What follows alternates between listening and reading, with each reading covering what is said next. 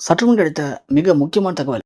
நம்ம முன்னாள் அமைச்சர் ஏவா வேலு திடீர்னு விஜிலன்ஸ் போயிட்டு அவங்க வீட்ல சோதனை பண்ணி, கிட்டத்தட்ட ரூ. 40,00,000 மேல அவர் வீட்ல சில முக்கியமான பணம் பதுக்கப்பட்டிருக்கு. இந்த பணத்துக்கு கணக்கே இல்ல அப்படின்னு அவர மேல வழக்கு பதிவு பண்ணப்பட்டு, அவர கைது பண்ண நினைச்சாங்க. முதல்ல அமலாக்கத்துறை சொல்றதெல்லாம் பொய்யி. எங்க வீட்ல அவ்வளவு பணமே இல்ல அப்படின்னு நம்ம ஏவா வேலு சொன்னாரு. அதன் பிறகு திடீர்னு ஏவா வேலு இதெல்லாம் பொய்யுங்க, குற்றச்சாட்டு எல்லாமே பொய் அப்படின்னு சொன்னாரு. அப்புறம் திடீர்னு முன்ஜாமீனுக்கு அப்ளை பண்ணாரு. முன்ஜாமீன் கிடைக்கல. உடனே எனக்கு நெஞ்சு வலி அப்படின்னு அந்த விசித்திரமான நெஞ்சு வலினால மருத்துவமனையிலும் அனுமதிக்கப்பட்டாரு. இருந்தாலும் நம்ம அமலாக்கத்துறையினர் சும்மா இல்லைங்க. எல்லா ஆதாரங்களையும் கோர்ட்ல ஒப்படைச்சு அவர் மேல தப்பு இருக்கு அப்படிங்கிறத நிரூபிச்சு அவரை கைது பண்ணலாம். மருத்துவமனைக்கு போய் பார்த்தா அங்க மிகப்பெரிய அதிர்ச்சி. ஏன்னா மருத்துவமனையில அவரே இல்ல. சோ ஆள் அப்சென்ட் ஆயிட்டாரு. எப்படி நெஞ்சு வலியால மருத்துவமனை அனுமதிக்கப்பட்ட ஏவாவேலு எப்படி தப்பிச்சு போனாரு அப்படிங்கிறது எல்லாருக்குமே புரியாத புதிரா இருந்திருக்கு. ஆனா ஏவாவேலு மேல குற்றம் சாட்டப்பட்டது எல்லாமே அப்போ உண்மைதான். அவரு தப்பு பண்ணியிருக்காரு. அது போக இன்னும் அவர் மேல பல கோடி ரூபாய்க்கு ஊழல் இருக்கு அப்படின்னு அடுத்தடுத்து அமலாக்கத்துறையினர் சில முக்கியமான தகவலை பகிர ஆரம்பிச்சாங்க. இதெல்லாம் பார்த்தா நம்ம ஏவாவேலு என்ன பண்ணாரு? ஸோ நெஞ்சுவலின்னு சொல்லி மருத்துவமனை அனுமதிக்கப்பட்ட பிறகு அவரு அங்கிருந்து தப்பிச்சு வெளிநாட்டுக்கு ஓடிட்டாரு. ஸோ இது எல்லாமே விசாரணையில தெரிய வந்துருச்சு. அப்போ ஏவாவேல் தப்பிச்சிட்டாரு, அவ்வளவுதான்.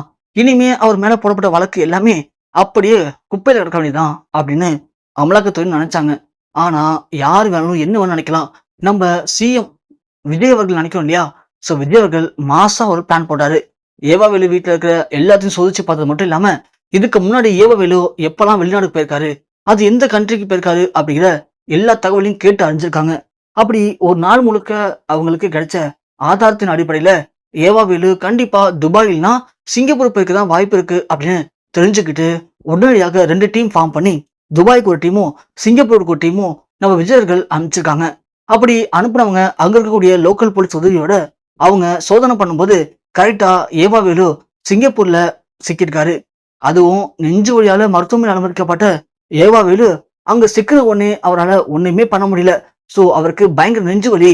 அந்த நெஞ்சு வலியை குணப்படுத்த சிங்கப்பூர் வந்தா மட்டும்தான் அவரை காப்பாற்ற முடியும்னு சொல்லிட்டாங்க. அதனாலதான் அவர் வழி இல்லாம நாங்க அவரை சிங்கப்பூருக்கு அழைச்சு வந்திருக்கோம் அப்படின்னு அவங்களுடைய குடும்ப நண்பர்கள் சில பேர் அவரை அங்கேருந்து காப்பாற்ற முயற்சி பண்ணியிருக்காங்க. ஆனா நம்ம சிறப்பு டீம் அதை எதையும் காதல வாங்காம, சோ இங்க இருக்கிற மருத்துவ சிகிச்சையை விட இந்தியாவில் இன்னமும் சூப்பரான மருத்துவ சிகிச்சை இருக்கு, அவர் நாங்க அங்க வச்சு பாத்துக்கிறோம், நீங்க ஒதுங்கிக்கோங்க அப்படின்னு அவங்கள கழட்டி விட்டுட்டு வேற வழியே இல்லாம அவங்கள அங்க எல்லாரும் லாக் பண்ணி, சோ நம்ம அதிரடி நாயகன் ஏவாவேலுவை அங்கிருந்து பேக் பண்ணி மீண்டும் இந்தியாவுக்கு கொண்டு வந்திருக்காங்க. கொண்டு வந்தது மட்டும் இல்லாம அவர் மேல பதிவு பண்ணப்பட்ட எல்லா ஊழல் வழக்கையும் அவர் மேல விசாரணை ஆரம்பிச்சிருக்காங்க. அது வேற வழி இல்லாம அவரும் இதுக்கு அப்ரூவரா மாறியிருக்காரு. காரணம், அப்ரூவரா மாறினா சில முக்கியமான சிறப்பு அம்சங்கள் உங்களுக்கு தருனாங்க, சிறப்பு சலுகைகள் தரோம் அப்படின்னு அவரை வேற வழி இல்லாம ஒரு கட்டத்துல கொண்டு வந்து அவர் மேல பதிவு பண்ணப்பட்ட வழக்குகள் எல்லாத்துக்கும் ஆதாரங்கள் திரட்டி அவரையே அப்ரூவலா மாற்றி இதுக்கு பின்னாடி இருக்கக்கூடிய திமுகவுடைய பெருந்தலைகள் எல்லாருடைய பேரும் கேட்டு அறிஞ்சு அவரை இன்னைக்கு அதிரடியா கைது பண்ணிருக்கு நம்ம தமிழக அரசு. அது மட்டும் இல்லாம இவர் கூட சேர்ந்து இன்னும் யாரெல்லாம் ஊழல் பண்ணா அந்த ஊழலுக்கான ஆதாரங்கள் எல்லாமே இப்போ சிக்கியிருக்கான். அதன் காரணமா அதிரடியாக திமுகவுடைய முன்னாள் அமைச்சர்கள் எல்லாரும் அடுத்தடுத்து கைது செய்யப்பட வாய்ப்பு இருக்கு அப்படிங்கிற ஒரு முக்கியமான தகவல் இப்போ கிடைச்சிருக்கு.